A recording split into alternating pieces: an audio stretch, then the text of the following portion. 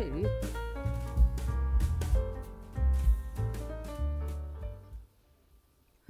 Buenos días a todos y todas, tanto a los que están de forma presencial aquí en el Salón de Actos, como todos los que nos siguen en streaming. Hoy estamos aquí para hablar dentro del plan de trabajo anual del CRN sobre la pesca ilegal. Normalmente se cree que el océano es un recurso infinito, pero en realidad tiene unos límites. La pesca ilegal, no declarada y no reglamentada, afecta tanto a la economía global como pone en riesgo miles de trabajo legal. Además de todo esto, este control de esta pesca ilegal tiene que ver con la sostenibilidad, con la seguridad ambiental porque se están agotando recursos y tiene que ver con el impacto económico a nivel global. Hoy nos va a acompañar María José Cornas, que es licenciada en Ciencias del Mar y pertenece a la Agencia Europea de Control de la Pesca desde el año 2020. Junto a ella le va a acompañar Ramón Otero, profesor del módulo de Administración. Y sin más, le cedo el paso a Ramón.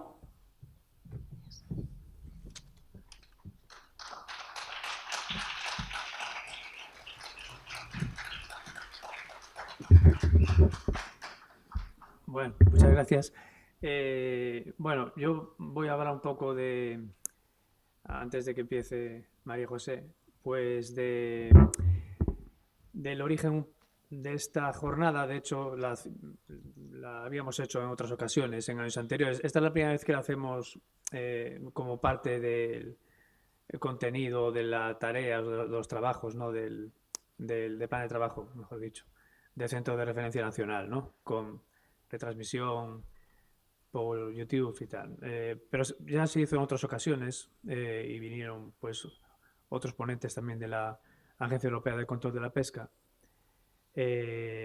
Pues precisamente pues para ilustrar un poco el Día de Europa, porque el Día de Europa se celebra el 9 de mayo y en esa semana pues siempre solía invitar a alguien de la Agencia Europea de Control de la Pesca para que os hablara un poco de la misión de la agencia, pues cómo se lleva la lucha contra la pesca ilegal no declarada y no reglamentada, la colaboración con otras agencias de la Unión Europea, etcétera, ¿no? Entonces, el origen de esta celebración, que como acabo de decir, se celebra todos los 9 de mayo, ¿no?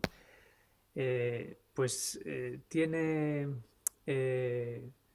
su principio o su inicio en una declaración que hizo el ministro de Asuntos Exteriores francés Robert Schuman en 1950, ¿no? el 9 de mayo precisamente, donde proponía, claro, que debido a la Segunda Guerra Mundial, ¿no?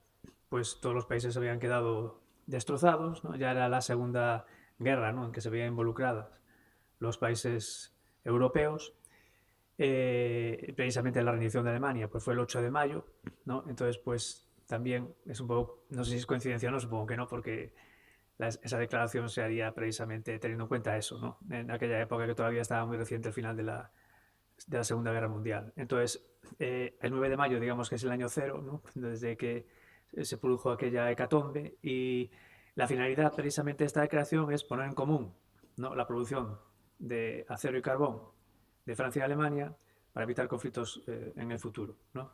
Futuros conflictos del mismo estilo que se produjeron tanto en la Primera como en la Segunda Guerra Mundial. Entonces, el primer tratado de los que iniciaron lo que ahora es la Unión Europea, pues es el Tratado de la Comunidad Europea del Carbón y del Acero, que es del 51, y donde pues los 6 países, ¿no? Fueron los que iniciaron, ¿no? la andadura. Ahora somos 27. En aquel momento fueron 6. Al principio solo era la Comunidad Europea del Carbón y del Acero, ¿no? Después, en el 57, se creó la Comunidad Económica Europea, que ya abarcaba pues el mercado que llamábamos el mercado común, ¿no? De hecho, yo cuando era chaval siempre decía, bueno, a ver cuándo entramos en el mercado común, ¿no? Se decía siempre así, ¿no? Entonces era la Comunidad Económica Europea, De hecho, España entró cuando todavía la Unión Europea era la Comunidad Económica Europea en 1986, junto con Portugal. Bien, entonces, el siguiente paso fue la Unión Europea, ¿no? Que es el Tratado de Maastricht, ¿no? Entre el año 92 y 93 fue cuando el 92 se puso la firma, el 93 ya entró en vigor, y esto ya supone un paso cualitativo, porque de la unión comercial se pasó a una unión política, ¿no? Ya con otros ámbitos incluidos, no solamente el mercantil, sino también, pues, por ejemplo, la política monetaria común, la política exterior común, etcétera, la ciudadanía europea, ¿no? Crear unas instituciones más parecidas a un Estado, aunque no lo es, ¿no? Pero bueno, más parecidas.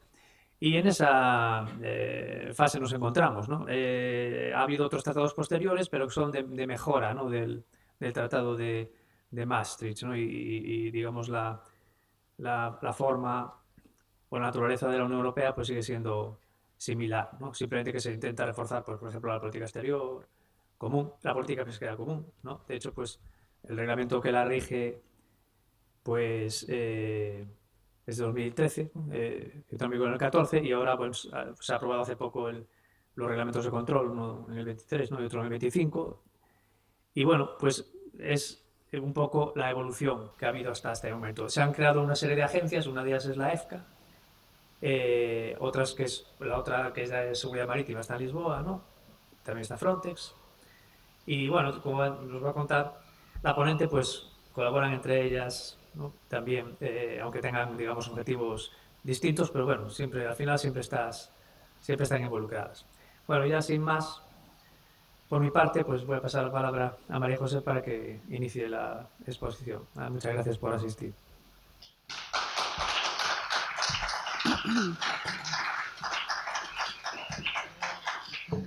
Muchas gracias, Ramón, y buenas tardes o buenos días a todos. Mi nombre es María José Cornax, represento a la Agencia Europea de Control de Pesca, como me han presentado. La experiencia o el trabajo que llevo dentro de la agencia, en un principio empezó en la coordinación operativa de Mediterráneo, de las operaciones de control en Mediterráneo, y ahora estoy en el sector estrategia, donde estamos llevando la aplicación de las enmiendas del reglamento de control de pesca dentro de la agencia, y también de ciertos aspectos del reglamento IUU. De pesca ilegal, no declarada y no reglamentada. De ahora en adelante, cada vez que me oigáis IUU, en realidad quiero decir eso. El objetivo un poco de esta presentación se toca muy por encima la mayor parte de los temas, porque hablamos con Ramón, que la intención es un poco que tengáis la libertad de preguntar, de ver dónde queréis profundizar más o qué es lo que queréis saber con un poco más de detalle, y dentro siempre de lo que sean las competencias de la agencia, pues encantada de responderlo, de forma que salgamos de aquí con algún aprendizaje adicional y no con una presentación puramente administrativa, que es lo que, pues normalmente es lo que tenemos que hacer, ¿no? Por lo tanto, pues intervenir cuando consideréis oportuno. Tengo que decir que ha habido un pequeño problema con la configuración del ordenador y la presentación se ha desconfigurado. En esta vía nos perdonaréis también por ello. En esta slide particular, lo que queríamos reseñar es lo que ya ha explicado Ramón, un poco la importancia de lo que es esta semana para todos. El 9 es el Día de Europa, y el 9 pues, celebramos también la adhesión de España y de Portugal, los 40 años de la adhesión de España y Portugal. Para nosotros, y yo creo que para todos los ciudadanos europeos, es una fecha bastante significativa, y dentro de lo que es los esfuerzos comunes que estamos haciendo por la pesca frente a lo que es el contexto de la pesca a nivel internacional, también hay que resaltarlo. Para empezar, queríamos poner un poco en perspectiva la pesca de la Unión Europea en cifras, y también resaltar la pesca en España, lo que sigue significando hoy en día, porque España es una potencia a nivel internacional y un ejemplo también en muchas de las políticas que se aplican, frente a otros también estados en el ámbito internacional, en el que el cumplimiento o la forma de actuar pues, dista mucho de cumplir con las normas mínimas internacionales. A nivel general, ya sabéis que, bueno, algunos sabréis, otros no, que hay una división, digamos, de especialidades en las especies pesqueras a nivel mundial, en las cuales por zonas tenemos un predominio, pues algunas zonas son altamente productivas en túnidos, como puede ser, por ejemplo, Pacífico, o como puede ser la zona del Pacífico Sur para lo que es los pequeños pelágicos. Nosotros en Atlántico tenemos fundamentalmente una mezcla entre demersales y pequeños pelágicos, por ejemplo, que se pescan más al norte. A nivel de potencias mundiales, nos hemos ido quedando, digamos, como la Unión Europea y España, hemos ido bajando en lo que es el ranking que se hace a nivel mundial, que establece la FAO, sobre principales estados de captura.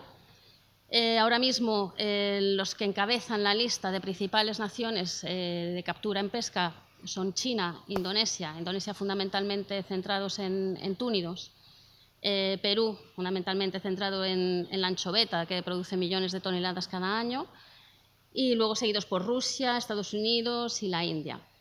Nosotros, bueno, en España y en la Unión Europea, España se encuentra en el puesto número 20, según el informe del 2025, y bueno, la Unión Europea no figura como un total, pero andaremos, y no me lo toméis literalmente, andaremos por un sexto puesto, más o menos. No, disculpadme porque tenía que haber hecho la suma y no la he hecho.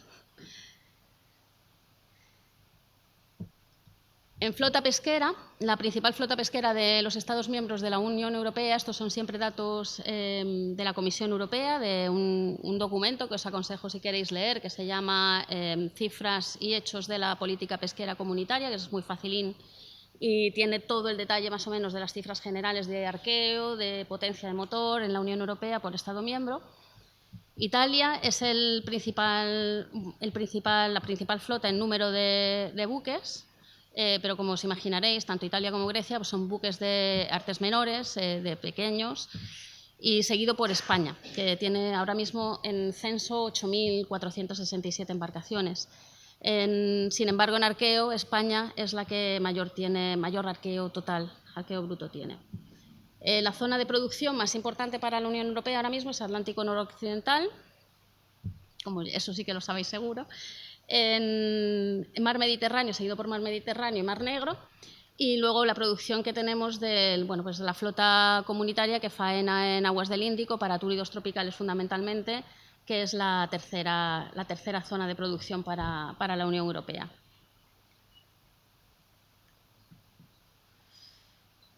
Aquí, como veis, si no somos España no es quizá la principal flota en términos de número de buques, pero sí que lo es en términos de volumen total de capturas, como podéis ver, seguido por Francia, Dinamarca, Países Bajos y Irlanda.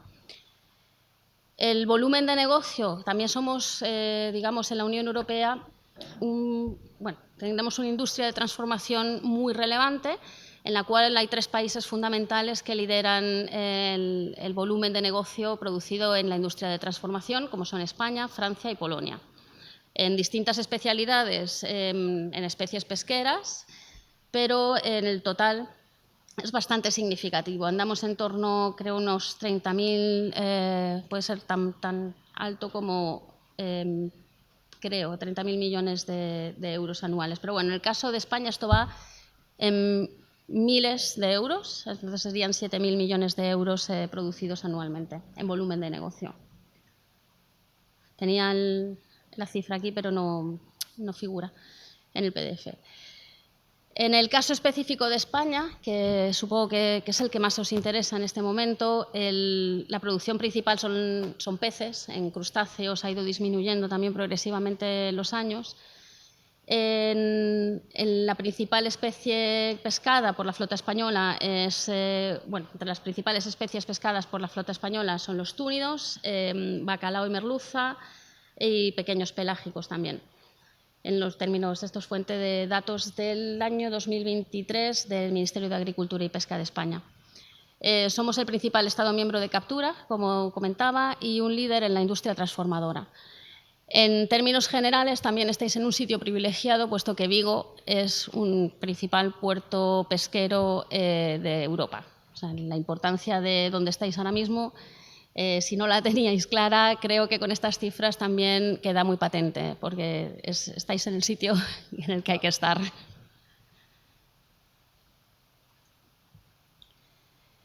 El estado de los stocks, la sostenibilidad de la pesca es uno de los principales pilares de la política pesquera comunitaria, sobre todo desde la reforma del 2013. El punto de gestión sostenible, que oiréis alguna vez, se denomina máximo rendimiento sostenible, que establece el nivel al que se puede pescar y cuánto se puede hacer de mortalidad por pesca. Mortalidad por pesca es cuánto pescado podemos sacar de una determinada especie. Aquí en este gráfico veréis que ha habido durante las últimas décadas de política pesquera comunitaria en el que se han ido reduciendo las capturas o adaptando. Ha habido una recuperación de la situación de los stocks, sobre todo en Atlántico noroccidental, en el cual veis que pasamos progresivamente a la zona verde desde la zona roja. Mediterráneo no ha sido el caso, se ha mejorado ligeramente, pero los stocks en el Mediterráneo, la mayoría de ellos siguen sobreexplotados o explotados por encima de los niveles de sostenibilidad. Y por ello se están adoptando últimamente, que habréis oído, una serie de medidas dentro de los planes de gestión del Mediterráneo, pues que están llevando a recortes más drásticos de lo que es las posibilidades de captura. Aquí no se ve lo que tenía por detrás, pero bueno, también daros una idea en general de que la flota europea es una flota internacional también. Tenemos presencia en todos los océanos del mundo, de distintas formas, ¿no? Tanto en acuerdos privados, lo que se llaman ahora acuerdos directos, acuerdos bilaterales de pesca, que es acuerdos que firma la Unión Europea con países terceros. Por ejemplo, tenemos los atuneros del Índico en Seychelles, Madagascar. Luego tenemos acuerdos durmientes, que son acuerdos que se suspendieron y que ahora mismo no se puede pescar allí de ninguna forma. La flota europea no puede acceder a esas posibilidades de pesca que se accedían en el pasado. Y luego tenemos los acuerdos del norte, que son los que tenemos con Islandia, Islas Feroe, Noruega y Reino Unido. Desde que Reino Unido dejó la Unión Europea, pues sigue habiendo el mismo intercambio que tenemos de flotas el Reino Unido pesca en la Unión Europea y la Unión Europea pesca en el Reino Unido bajo determinadas condiciones que se acuerdan todos los años. Me pregunto yo, Sí. precisamente el Brexit ha repercutido en algo o se ha quedado más o menos como se estaba. O sea, ¿qué ventaja tiene para la Unión Europea o desventaja o qué ventaja tiene para el Reino Unido el haber salido en este punto? Bueno, desde mis competencias como representante de la Agencia Europea de Pesca, quizá no puedo establecer un juicio al respecto en este punto, pero sí que la salida del Reino Unido básicamente Reino Unido hizo una copia exacta de la mayor parte de la legislación que había aquí en la Unión Europea. Entonces, por ejemplo, en cuanto al reglamento de pesca ilegal, los certificados de captura, las normas de control, etcétera, son prácticamente las mismas que había. En las negociaciones que se van haciendo, porque si no recuerdo mal, el acuerdo finalizó el año pasado y se extendió, más o menos las condiciones son las mismas de acceso. Pero las posibilidades de pesca ahora, pues la negociación que se tiene también con otros estados como Noruega o Reino Unido, pues tenemos un jugador más, digamos, en el tablero a la hora de negociar. ¿Y tienen el mismo estatuto el Reino Unido que Noruega? ¿O son distintos? Me refiero respecto de nosotros. Son Sí, países pero, no comunitarios claro, y son lo mismo para nosotros. Pero en esto del espacio económico europeo, ¿está Noruega y Reino Unido no? ¿O no sabes? Están los dos. A nivel de importaciones, están igual. países, sí. Están igual. Sí, de hecho, bueno, una de las cuestiones es que ahora mismo buques lo sabrán, creo que aquí seguramente en Vigo lo saben mejor incluso que yo, en los desembarcos tienen que pasar aduanas. O sea, no existe una libre circulación ahora mismo entre Reino Unido y la Unión Europea. Son importaciones como tal. Y lo veremos luego, ¿no? Pero la documentación que se les requiere en pesca, por ejemplo, dentro de lo que es el certificado de captura del ámbito de la pesca IUU, es exactamente el mismo. También ellos requieren el mismo. Para aquellos que no nos conozcan, tenemos aquí vamos a intentar entrar un poco en cómo funcionamos dentro de la Agencia de Control de Pesca. Creo que hay gente aquí que trabaja en NAFO, si tengo bien entendido, o NAFO y NEAFC igual. No lo sé si hay alguien, NAFO, NEAFC, ¿Hay Índico. alguno que trabaje en arrastreros de la NAFO o en barcos del Atlántico Noreste, que trabaje aquí en Gran Sol o están todos en el curso de capitanes? Nadie, o que haya trabajado. Nada, pues entonces sí que no nos conocéis, entonces está bien la voz. Porque nosotros tenemos presencia, tenemos 3 buques. Y tenemos esos buques en presencia constante, uno en Mediterráneo y 2 en Atlántico noroccidental, que también también inspeccionan en aguas de NAFO y de NEAFC. Van simultaneando y, por supuesto, en la zona de Gran Sol y Mar del Norte. Entonces, por eso lo comentaba, porque seguramente si alguien trabajaba en esa zona había visto alguna inspección o se había encontrado con inspectores de la agencia y nuestras embarcaciones. Nosotros somos una de las múltiples agencias que hay en toda la Unión Europea, cada una, como comentaba Ramón, dedicada a un tema en concreto, ¿no? Hay las agencias de Lisboa, que es la agencia marítima, la Agencia Europea Marítima, y luego Frontex, que es la agencia de fronteras, que está en Polonia, conjuntamente con la Agencia Europea de Control de Pesca, que está aquí en Vigo. Tiene una serie de acuerdos para lo que es funciones integradas de guardacostas. Es decir, nosotros en nuestras embarcaciones disponemos, por ejemplo, de medios para hacer, aparte de inspección pesquera, el control, por ejemplo, de casos de contaminación marina, ¿no? En los que podemos actuar. Un vertido que suceda en una zona cercana donde estamos actuando nosotros. Estamos establecidos aquí desde el año 2000, existimos desde el año 2005 y nuestra sede está en Vigo desde el año 2008. Y, como decía antes, en 2016 se amplió nuestro mandato a guardacostas. Tenemos un presupuesto de 31 millones anuales y 3 embarcaciones, 3 medios marinos disculpad porque me salen los términos en inglés. 3 buques de inspección pesquera dedicados a tiempo completo durante todo el año a las tareas de coordinación y de inspección de la agencia. Y nuestra directora ejecutiva es la doctora Susan Steele.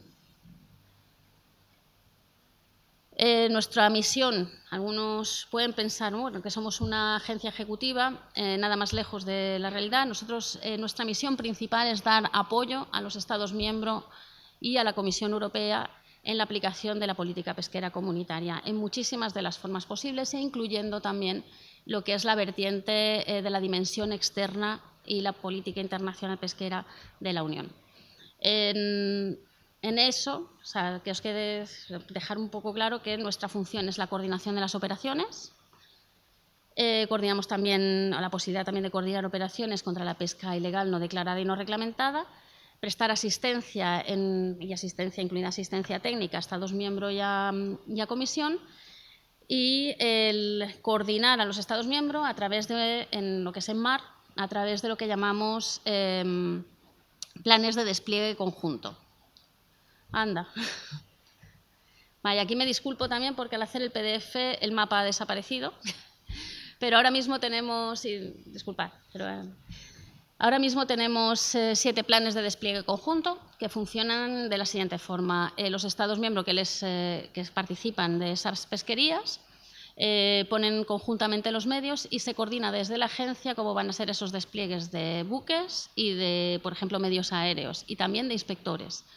Nuestros buques de inspección pesquera llevan inspectores de varios Estados miembros y una persona, normalmente 1 o 2 personas de la agencia, inspectores de la Agencia Europea de Control de Pesca, para estar coordinados y tener el mismo enfoque. Ahora mismo tenemos el plan de despliegue conjunto de NAFO y de NEAFC, el del Mar del Norte, Mar Báltico, aguas occidentales, Mediterráneo y Atlántico Este para atún rojo, Mar Negro y Océano Índico. Y bueno, y tenéis un poco el volumen de operaciones totales que podemos hacer en un año, que podemos coordinar en un año con los Estados miembros. Y como veis, la tasa de infracción va siendo además mejora con los años. Las tasas de infracciones detectadas relativas al número total de inspecciones efectuadas es bastante baja. ¿Y las inspecciones solo lo hacéis a barcos con abanderamiento de la Unión Europea? ¿O si estáis, por ejemplo, en el Índico, en una zona de alta mar, ¿habéis inspecciones en otro tipo de pabellones que no sean de la Unión? Nuestro mandato es también internacional, siempre y cuando exista un esquema internacional de inspección, que los veremos más tarde, los que hay. Océano Índico todavía no tiene un esquema internacional de inspección, pero, por ejemplo, ICAT, para túnidos en Atlántico y Mediterráneo, sí que lo tiene, y ahí sí que desarrollamos un despliegue que lo veremos después un poquito más en detalle. Para hacer inspección, bueno, inspeccionamos buques libios, turcos, tunecinos. En NAFO también, NAFO y NEAF también hacemos inspecciones al haber un esquema sobre embarcaciones rusas, bueno, y de cualquier país no europeo. Sí, no europeo. Sí, lo digo porque siempre la queja habitual de los armadores españoles es que las reglas son más duras para nosotros que para los demás cuando operamos en el mismo área. Muchas veces en una zona de alta mar, ¿no?, donde nosotros tenemos que cumplir las normas de la Unión Europea igualmente. Es también un punto, digamos, a favor de la agencia. Es decir, bueno, aquí no tengo las cifras, pero en los despliegues hacemos mucho énfasis, porque siempre todo lo que hacemos es basado en evaluación de riesgos. Cuando hacemos una evaluación de riesgo en la que participa una pesquería en la que participa un país no europeo, normalmente el riesgo de un pabellón de un país no europeo es muchísimo más alto que el de uno comunitario, con lo cual, de la Unión, perdón, con lo cual la posibilidad de inspeccionar el país es mayor. Es mayor. Y lo hacemos, efectivamente. ¿En cuáles son los fundamentos legales de nuestra actuación? El reglamento de pesca ilegal no declarada y no reglamentada, el reglamento de control y el reglamento para la gestión sostenible de la flota externa. Flota externa es, como veíamos antes, todas las embarcaciones que pescan fuera de la Unión Europea o dentro de organismos regionales de pesca. El reglamento de control... El reglamento de control es la base de todas las inspecciones, donde podéis ver el sistema de sanciones, cuáles son las infracciones más comunes. Tenéis el detalle de cómo se aplica el margen de tolerancia cuando se haga un desembarco de pescado, etc. Es el pilar básico de cuando se está actuando, saber que se está actuando de forma de acuerdo con la legislación o no. Ahora mismo ha sido enmendado y se vienen bastantes cambios que se están operando. Pues entre ellos el más, digamos, fuerte va a ser la digitalización, es decir, notas de venta, bueno, diario de a bordo, van a ser todos en formato electrónico, incluido para flota de artes menores, lo cual va a ser un cambio muy importante para todo el mundo. La flota artesanal, por ejemplo, se le va a requerir que tengan diario electrónico y geolocalización, lo que es la caja azul. Bueno, en otra vertiente pues, se van a desarrollar otros medios técnicos para tener geolocalizadas las embarcaciones de artes menores, pero es un cambio que está ahí también. Pesca recreativa también van a tener una declaración electrónica de capturas y bueno, se ha reflejado hasta la pesca que se efectúa sin embarcación. Es decir, desde marisqueo, pesca en hielo, etc. Dentro de esas nuevas herramientas también se estipula para determinados barcos que tienen alto riesgo de no cumplir con la obligación de desembarco, el que se instalen cámaras o sistemas de monitorización remota, de control remoto en esas embarcaciones. Bueno, principalmente cámaras de circuito cerrado. Sobre todo para buques de para embarcaciones de más de 18 metros con alto riesgo de no cumplir con la obligación de desembarco. Igual se ha metido también un nuevo cambio que concierne a lo que es la potencia de motores, en el cual se va a intentar regularizar la potencia real de los motores de las embarcaciones, sobre todo de las embarcaciones de arrastre del towed gear, sí. Que no es solo arrastre, el towed gear implica artes arrastrados o artes de tiro. Remolcados, gracias, que no me salía la palabra. Y bueno, y dependiendo del riesgo también que se estime desde la administración, de la administración del Estado miembro, pues se instalará un monitoreo continuo del desarrollo de la potencia del motor mientras está operando, para controlar que realmente sea la potencia que tiene en la licencia. Como he dicho también, diario de pesca electrónico y de identificación de marea única, que hasta ahora no se estaba haciendo. Aquí no sale nada, pero bueno, esto empieza aquí el capítulo de pesca internacional. En la parte internacional, la agencia desarrolla una serie de tareas derivadas de las obligaciones internacionales que tenemos en la Unión. Organizaciones regionales de pesca, fundamentalmente. Nosotros apoyamos a la Comisión y Estados miembros en el cumplimiento de esas obligaciones, es decir, ahora mismo en ICAT, que es la organización que regula la pesquería de túnidos en Atlántico y Mediterráneo, participamos tanto de la preparación de las reuniones como de la inspección y el despliegue de toda la Unión Europea en aguas del Mediterráneo para asegurar que, bueno, pues que se cumplen las normas y las recomendaciones de ICAT. Hacemos muchísimo esfuerzo y muchísimo hincapié en la formación, también en países terceros, en actividades de control y vigilancia, y damos asistencia a la Comisión Europea, por ejemplo, en lo que son las misiones en países no europeos, para asegurar que están cumpliendo con los requerimientos internacionales de control de pesca ilegal no declarada y no reglamentada.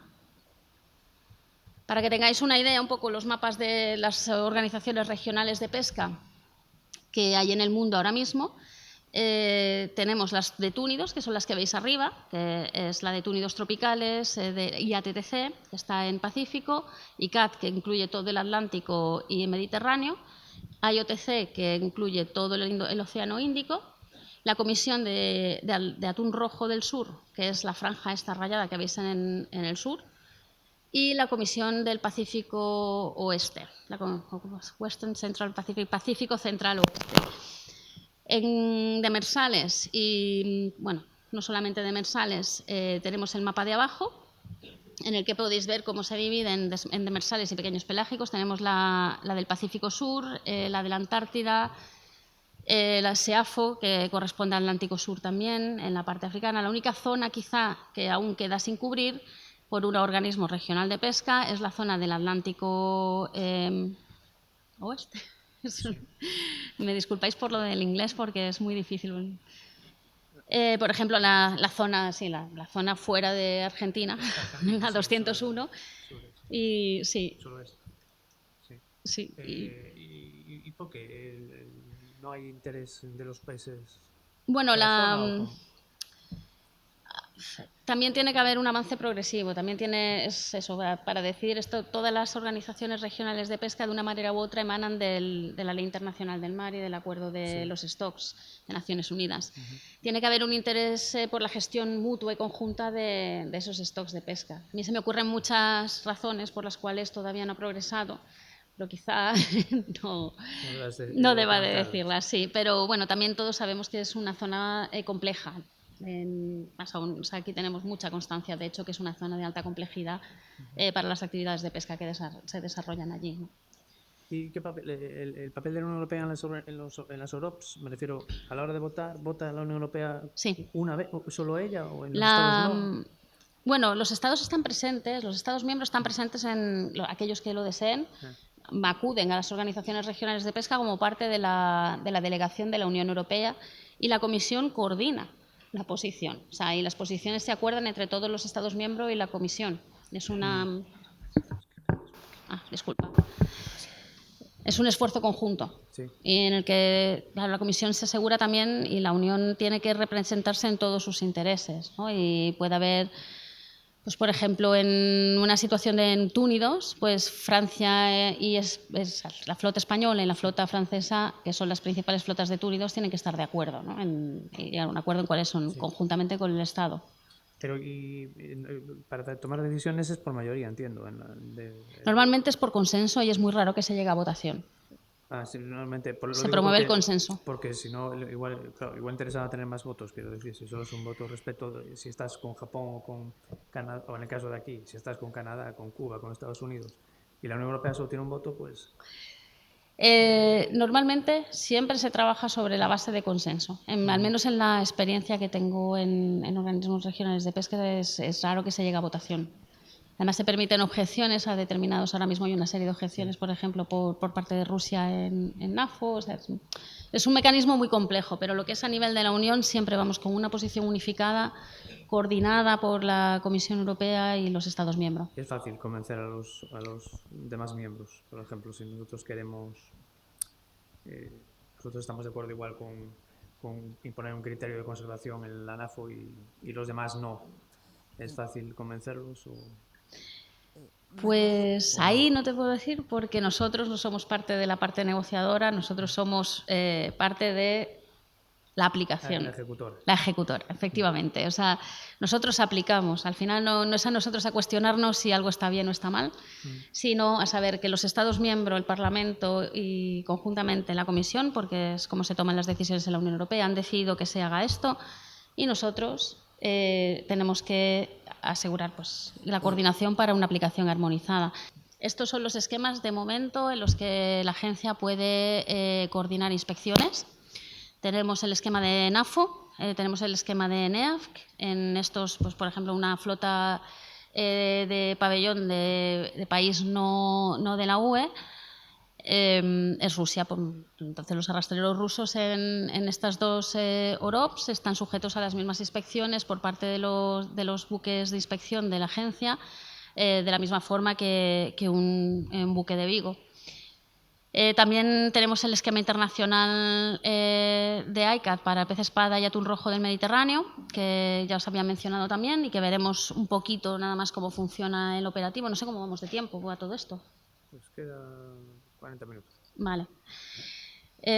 Y luego en el Mediterráneo tenemos 4 esquemas. El Estrecho de Sicilia, Jónico, Adriático y el Dorado Lampuga en todo el Mediterráneo. Que es decir, también nos permite inspeccionar a buques tunecinos, nos permite inspeccionar a buques egipcios, que también, bueno, pues digamos que tienen el nivel de cumplimiento de un buque egipcio ahora mismo en Mediterráneo, pues no es el mismo ni de lejos que ni las condiciones de vida a bordo que en un buque comunitario. Y esto asegura, este control asegura lo que os decía antes, que en el término de un producto que llega al mercado, pues las condiciones de acceso o las condiciones de pesca sean las mismas para los operadores.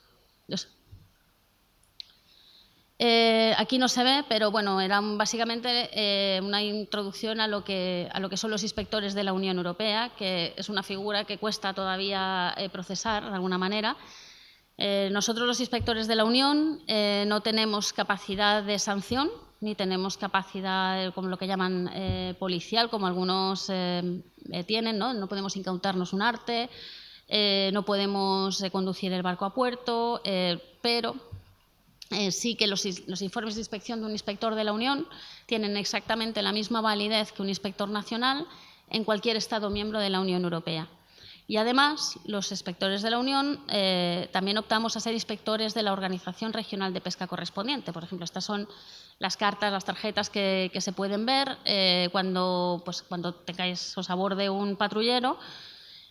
Tenemos la tarjeta de ICCAT, por ejemplo, de inspector de ICCAT. Todos los inspectores de la Unión, normalmente, también estamos cualificados como inspectores de ICCAT o inspectores de GFCM para realizar inspecciones en el marco internacional.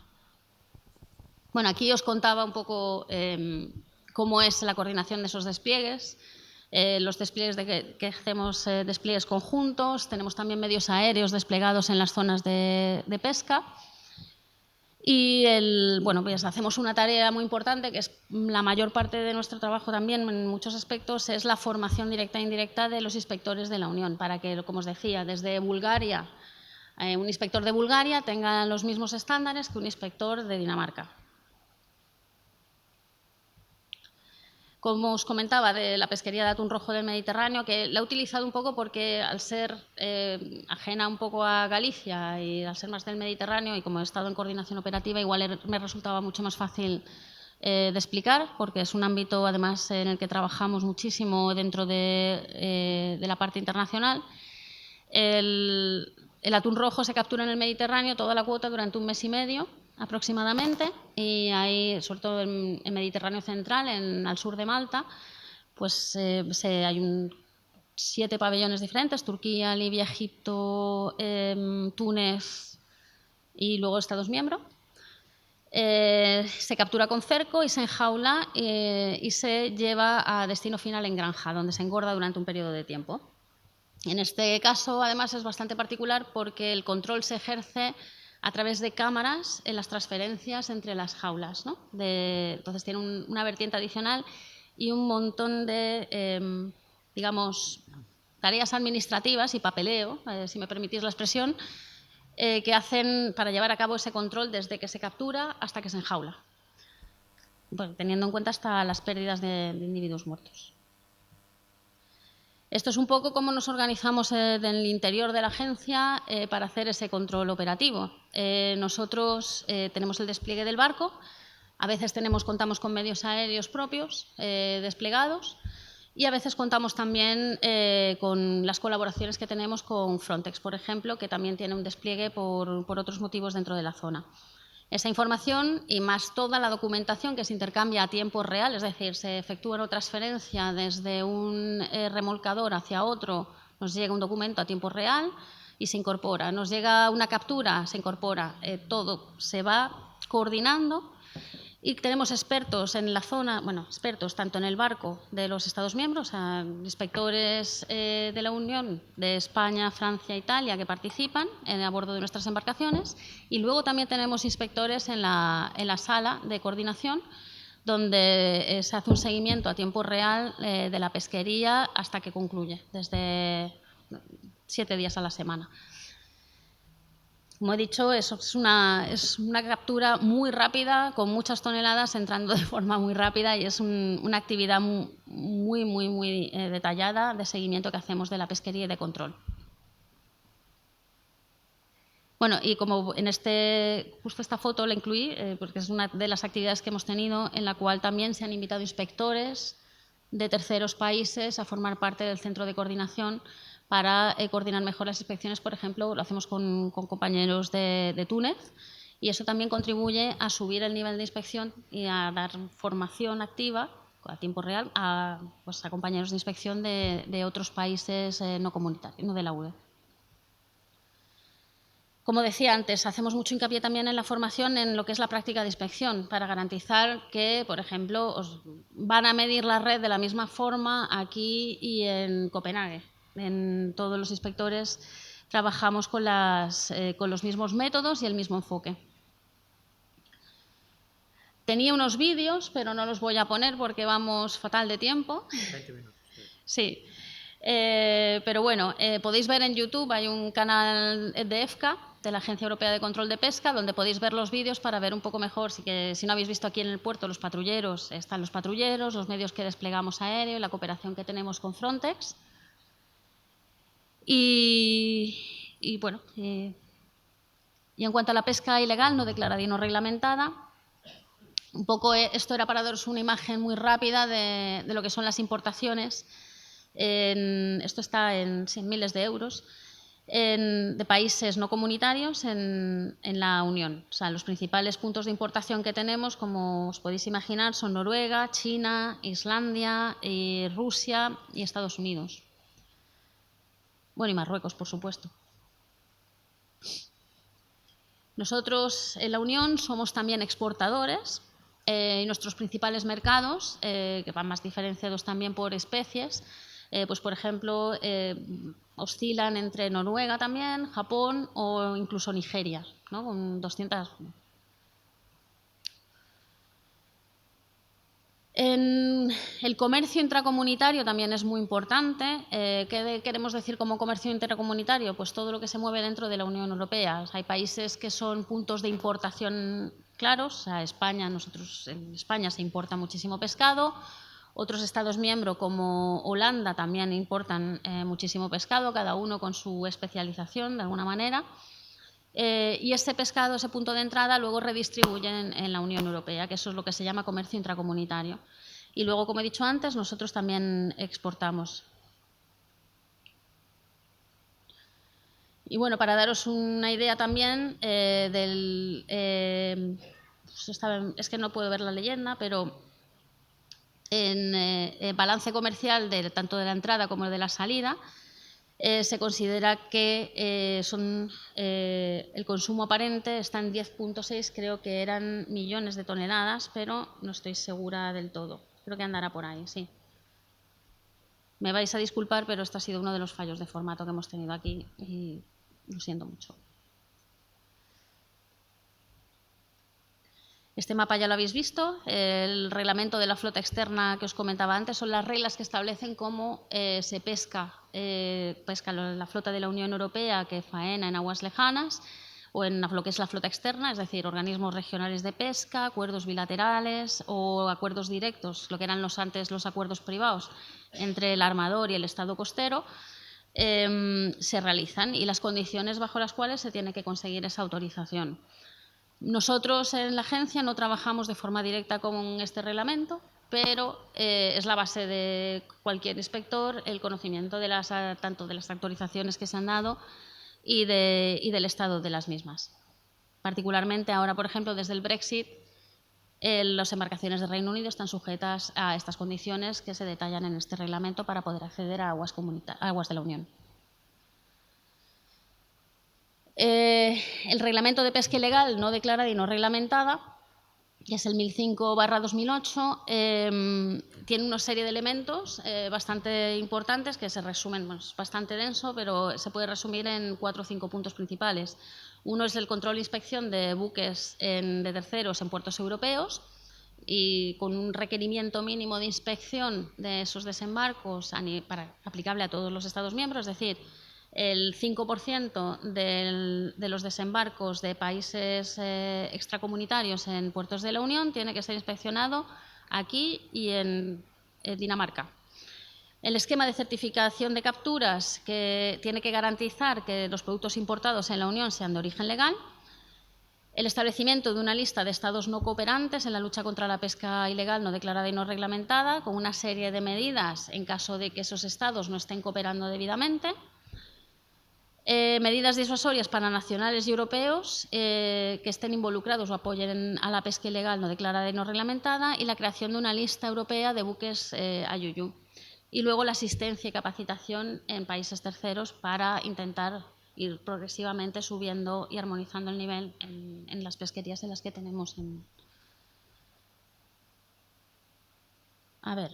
En cuanto a las listas de buques IUU, ahora mismo tenemos una lista europea establecida por el Reglamento 468 que va siendo progresivamente actualizada y que ahora mismo contiene todos los buques listados en las listas negras de las organizaciones regionales de pesca. Hay un proceso en el reglamento que permite listar de manera independiente por parte de la Unión buques que consideremos que podrían cualificar para la lista de buques IUU, pero todavía no se ha puesto en marcha. Así que ahora mismo únicamente aquellos barcos identificados por organismos regionales de pesca son los que forman parte de esta lista. ¿Qué implica formar parte de esta lista? Denegación de la pesca, de la autorización, denegación de acceso salvo fuerza mayor, servicios o importación y exportación, entre otras medidas. También existe una medida que incluye sanciones a europeos que presten apoyo a las operaciones de pesca ilegal no declarada y no reglamentada. Aquí había una diapositiva explicando un poco cómo es el proceso de identificación de estados no cooperantes, pero aquellos estados que no cooperan en la lucha contra la pesca ilegal, pues porque directamente no están ejerciendo, de forma muy simple, no están ejerciendo un control sobre los buques que tienen registrados bajo su pabellón, como estado de pabellón, que tienen una serie de obligaciones, pueden ser identificados como estados no cooperantes y seguir un proceso en el cual se va examinando su progreso a lo largo de los años y las mejoras que van introduciendo. En caso de que esos estados no cooperen, mejorando pues, desde tener un registro de las embarcaciones apropiado, tener un seguimiento de la flota por satélite, etcétera, o sea, que termina sacando lo que dicen una tarjeta roja, que implica la prohibición de importaciones, la prohibición de la firma de acuerdos entre buques europeos para faenar en sus aguas, así como otras medidas. Esto es un ejemplo que no se ve muy bien de lo que es el certificado de capturas dentro del reglamento IUU, que hasta ahora ha sido en papel y ahora por fin va a ser digital y los operadores van a poder introducir los datos digitalmente y todo el procedimiento para verificación y validación de este certificado se va a hacer de manera electrónica, lo cual es una mejora sustancial para dar seguimiento, bueno, creo que no hace falta que detalle ninguna de las posibilidades de fraude que hay con un esquema en papel, ¿no? El papel lo aguanta todo a veces. Hay un esquema también simplificado para barcos de pequeña escala. Pequeñas embarcaciones para pequeñas embarcaciones que solo desembarcan en su estado de pabellón, pues ejemplo pesca artesanal, que se pueden agregar en un mismo lote y tienen una fórmula simplificada para enviar que no da la información de la zona de captura y la fecha. Se presupone que para dar facilidades también a estas flotas. Y luego un certificado, una declaración de transformación también en caso de que el producto pesquero haya sufrido transformación en el tránsito. ¿Qué especies están exentas? El atún rojo, porque ya tiene un certificado de captura con los elementos equivalentes, el BCD que llamamos, o el documento de captura de atún rojo. El camelar, para lo que es la merluza negra, también está exento de producir el certificado de captura del reglamento IUU. Y luego tenemos muy pocas situaciones. Para el atún rojo del sur también existe un certificado de captura que se considera válido. Bueno, esto era simplemente un ejemplo práctico, pero que como vamos un poco cortos de tiempo, del certificado de captura en uno de los casos más simples, que es barco de país tercero que desembarca en país tercero y quiere exportar a la Unión Europea. Finalmente, también tenemos las medidas del Estado rector de puerto. También dentro de la cuestión de la armonización, el reglamento IUU, dentro de la armonización, prevé una serie de medidas para control en puerto de las importaciones, de los embarcos de países no de la Unión. Estas medidas también se han llevado a nivel internacional a través de un acuerdo de la FAO que se llama Acuerdo del Estado Rector de Puerto y que permite que se empiecen a aplicar una serie de medidas a puertos pues, como de países terceros que exportan directamente también a la Unión Europea y que tienen algunas carencias que tienen que ir mejorando, aquí os poníamos un ejemplo de lo que es flota, el nivel de flota que puede tener este puerto, que igual alguno de vosotros lo reconoce, pero bueno, aquí se ve que son barcos de entre 50 metros de eslora aproximadamente, e incluso más, y el número de embarcaciones que puede haber, ¿no? Y todas, normalmente el mercado de destino pues suele ser la Unión Europea. Entonces, en el control tanto de la pesca ilegal, no declarada y no reglamentada, el acceso de esos buques listados en las listas negras a esos puertos o el número de inspecciones que tienen que hacer, también se hace un seguimiento y tienen una serie de obligaciones. Pues como decía, las medidas de Estado rector de puerto, que ya están incluidas en nuestro reglamento IUU, incluyen la notificación previa de los barcos antes de llegar a puerto, designación de puertos, denegación de entrada y el uso en caso de que sean buques sospechosos de pesca ilegal no declarada y no reglamentada, la inspección y el intercambio de información. Esto, cualquier buque pesquero que no sea del Estado costero, si estáis embarcados en cualquier buque español que vaya a un país tercero, que vaya a desembarcar allí, tanto como si estáis en otro pabellón, que también vaya a otro país tercero, esto es un mínimo que se está aplicando porque cada vez hay más estados costeros que han ratificado o han adoptado las medidas de Estado rector de puerto de la FAO y están aplicando estas medidas a la entrada. En este sentido, nos sale el mapa aquí, pero en 2024, por ejemplo, aquí presentábamos un resumen de lo que han sido las actuaciones y el apoyo que hemos dado en la agencia a la Comisión Europea en las misiones que se han hecho para seguimiento de estados que están con tarjeta amarilla, con potencial de ser listados como estados no cooperantes, y desde el punto de vista de las medidas que tienen de control, inspección y seguimiento en esos estados. Asistimos como técnicos a la comisión. pero las misiones las lleva a cabo la comisión para hacer esa evaluación. También estamos involucrados en bastantes proyectos internacionales dentro del ámbito del control para reforzar principalmente las capacidades de estados costeros en cuanto al control, seguimiento de la pesca y sus capacidades de hacer un control efectivo y sobre todo de prevención de la pesca ilegal no declarada y no reglamentada. Es decir, no se limita la Unión Europea a tener medidas comerciales, sino que proactivamente se busca subir el nivel de control e inspección para precisamente incrementar las garantías de la legalidad del producto, ¿no?